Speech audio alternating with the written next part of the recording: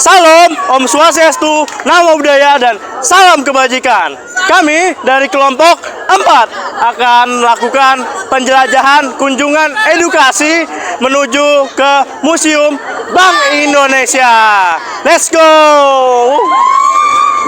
We at a party we don't wanna be at. Trying to talk but we can't hear ourselves. Pictureless, I'd rather kiss them right back.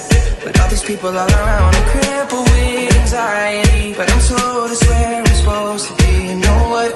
It's kinda crazy cause I really don't mind. Can you make it better like that? Don't think we fit in at this party. Everyone's got so much to say. Oh yeah, yeah.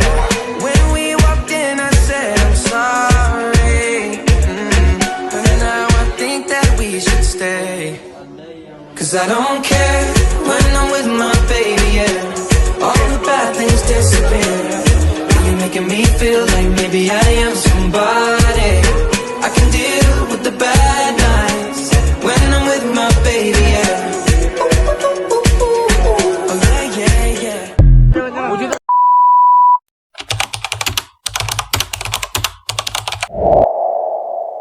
Halo semuanya, perkenalkan nama saya Aira. Nama saya Vanessa.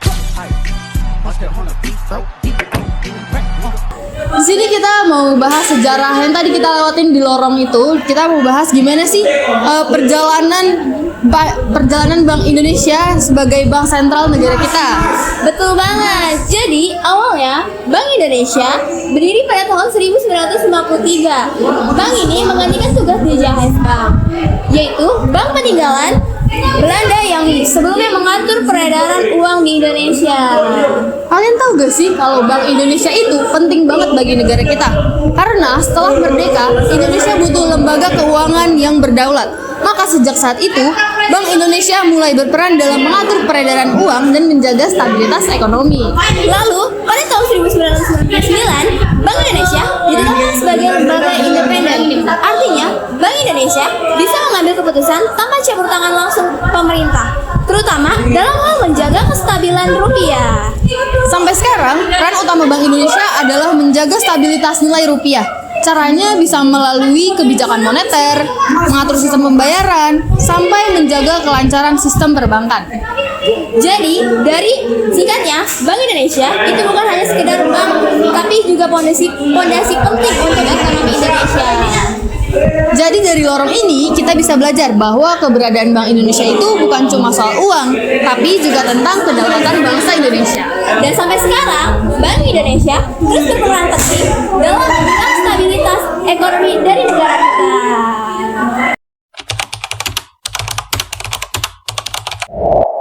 Assalamualaikum warahmatullahi wabarakatuh. Halo teman-teman, nama aku Ramadhani Kodelia Lasmana. Nama aku Muhammad Taufir Irfan Effendi.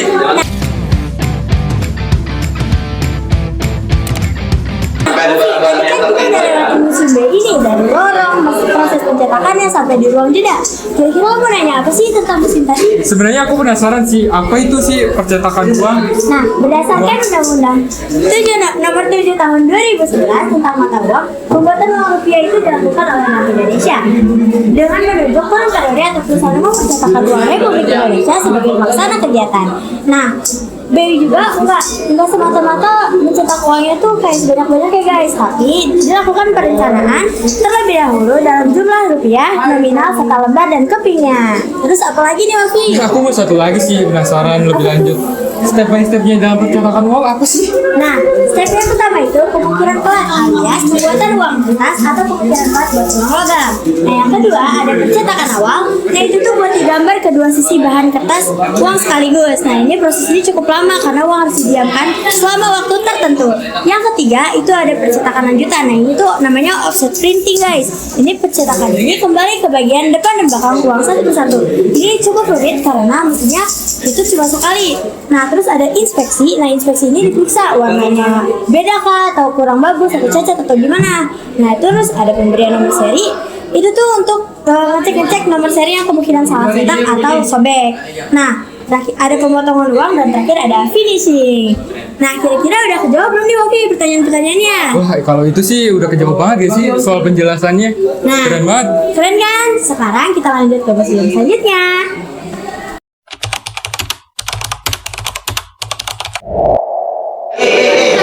Assalamualaikum warahmatullahi wabarakatuh. Halo semua, begitu budaya dari kelompok 4. Kali ini aku akan bertanya pada Anda.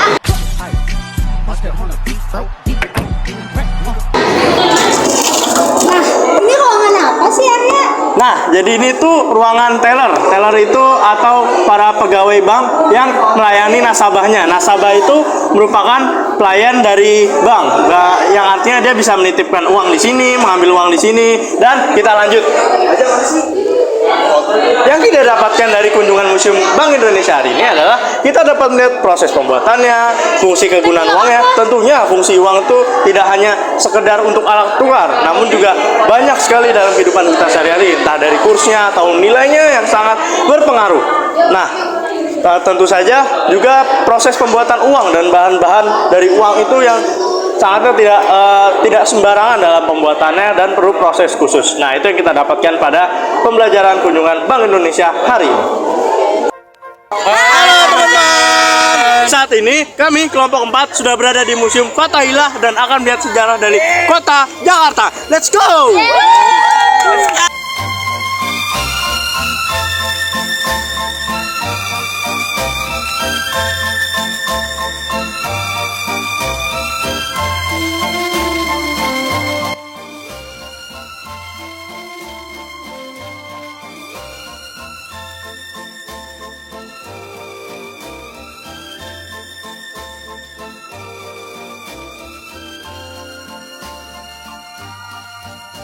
Assalamualaikum warahmatullahi wabarakatuh.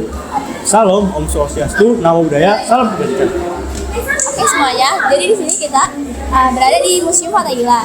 Jadi aku mau nanya-nanya nih ke Arya, apa aja sih senjata yang ada di Fathahillah? Nah, jadi bisa kita lihat di sini ada meriam yang digunakan oleh rakyat Jakarta untuk melawan para penjajah, dan bisa kita lihat di situ ada pedang-pedang yang digunakan dalam pertempuran jangka pendek. Nah, di situ juga ada, bisa dilihat. Nah, karena masih banyak lagi pamerannya, kita lanjut ke depan ya. Masih banyak yang harus ditunjukkan.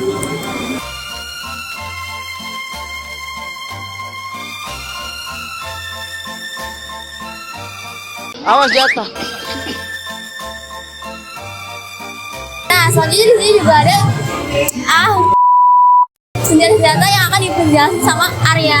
Nah, saya tadi cukup kagum ya, karena di sebelumnya ada senjata yang namanya Sword of Justice, yang namanya itu artinya pedang keadilan. Dan di sini kita mau melihat senjata jarak jauhnya nih. Di situ ada senapan atau pistol yang digunakan dalam jangka pendek, dan ada juga senapan laras panjang yang digunakan dalam pertempuran jarak jauh. Nah, ini tuh apa sih Arya? Nah, ini tuh mimbar yang digunakan oleh Sultan Agung. Tepatnya ini ada di Kampung Baru, Bandengan. Biasanya ini digunakan untuk khotib berceramah kepada mimbarnya. Biasanya dilakukan pada saat sholat Jumat di hari Jumat. Dan ini ada juga kapak, ada tombak juga, senjata-senjata. Boleh dilihat sini. Ada kapak, ada tombak. Ini senjata yang digunakan oleh rakyat untuk melawan penjajah, dan dilihat ada lukisan juga saat rakyat melakukan perlawanan. Nah guys, jadi di sini aku ada di furniture. Nah, teman-teman, di sini itu udah kelihatan ya, ini tuh furniture kita dari zaman dulu banget.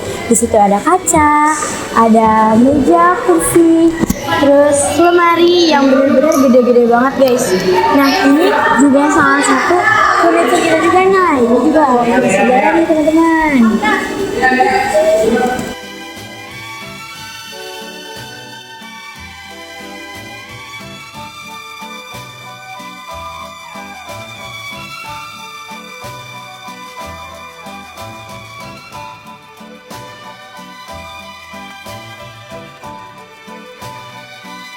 Nah, oke teman-teman, kita di sini ada di jendela yang pemandangannya itu langsung ke luar kota tua.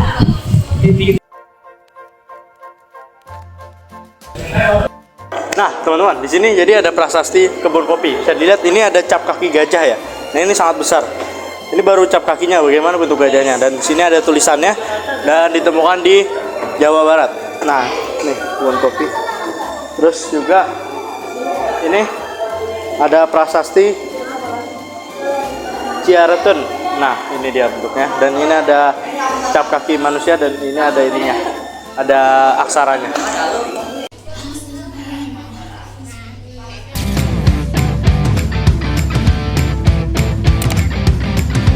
Jadi sekarang kita berada di Museum Fathahillah Jakarta. Nah, di sini kita berada di penjara bawah tanah.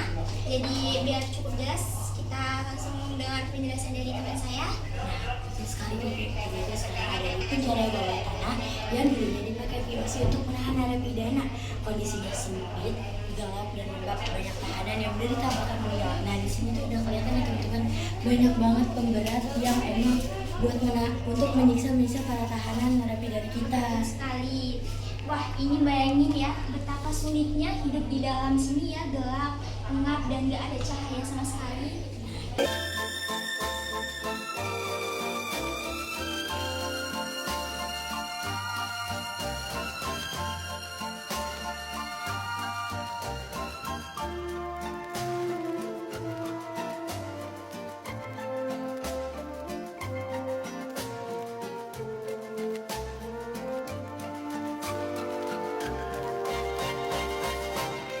Halo teman-teman, kita udah berada di dalam Museum Seni Rupa dan Keramik nih. Di sini ada banyak banget lukisan.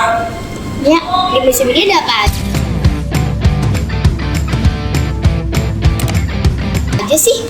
Nah, lukisan di museum ini ada banyak banget teman-teman. Ada lukisan klasik dan besok, terutama dari Raden Saleh, Afandi, Basuki Abdullah, Hendra Gunawan, dan masih banyak lagi. Totalnya ada kurang lebih 500 lukisan nih. Menurut kamu apa sih yang paling mencolok di museum ini? Yang paling mencolok nih lukisan ini nih guys. Karena lukisan dari Oto Jaya ini itu tuh banyak banget maknanya. Dari merdeka atau mati, satu tanah air, satu bangsa, satu tekad, tetap merdeka, dan ini ada Pak Soekarno dan rakyat-rakyat. Keren banget gak sih guys? Oke, halo teman-teman. Nah, kita udah nyampe di yang bagian kebakaran nih guys. Nah, dia bisa lihat ini kira-kira replikanya nih teman-teman. Ini ada barang-barangnya tuh, dan di sini ada barang-barang yang muatannya internet. Nah, ini dari sini bisa dilihat ya teman-teman, ini barang-barang peninggalan semua. Sampai di sini. Di situ ada merek-merek kaca, anak timbangan, anting, terus hancuran tulang, gading. Di sini juga ada nih guys, yang terakhir guys. Halo semua, jadi di sini aku pengen ngasih tahu kalian semua ada apa aja sih di museum keramik ini. Nah, di sini kita juga akan ngasih tunjuk koleksi keramik yang berasal dari berbagai negara. Yang pertama ini ada dari Jepang, dia ada vas dinding, kendi, dan vas bunga.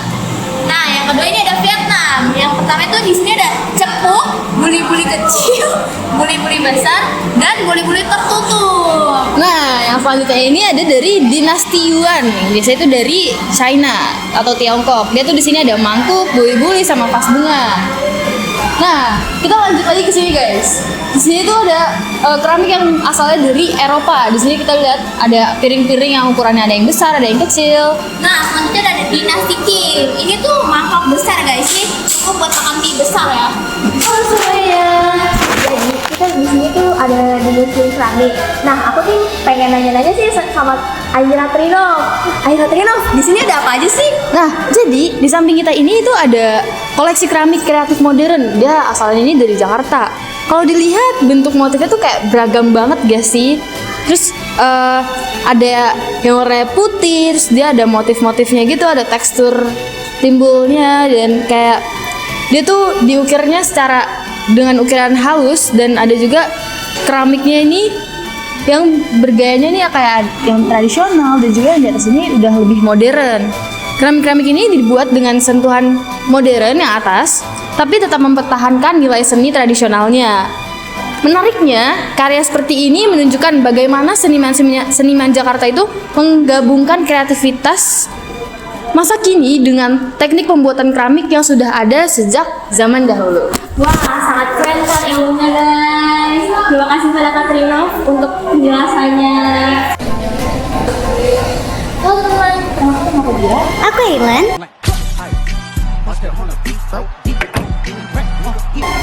Nah, Zira, aku mau nanya nih, kita lagi ada di museum apa sih? Oh, kita lagi ada di Museum Seni Rupa dan Keramik. Nah, setelah aku keliling tadi, aku lihat banyak banget ada lukisan Raden Saleh. Sebenarnya, apa sih kaitan lukisan Raden Saleh dengan museum ini? Ya, jadi kaitannya Raden Saleh dengan Museum Seni Rupa dan Keramik ya, karena Raden Saleh dikenal sebagai pelopor seni rupa modern di Indonesia.